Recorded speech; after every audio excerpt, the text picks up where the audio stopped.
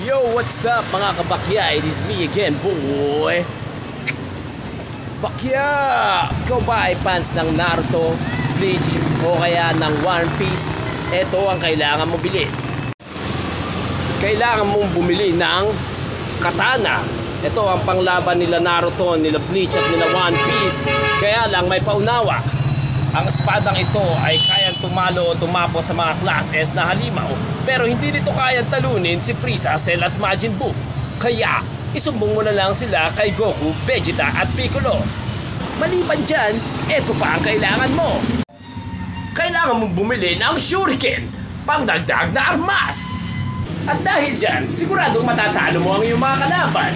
So, wag lang magpahuli. Bumili na ng mga armas katulad ng katana at ng shuriken at makipaglaban na kayo sa mga kalaban ni Naruto, kalaban ni One Piece at kalaban ni Bleach. Hanggang sa uulitin mga kabakya, bayad muna bago baba.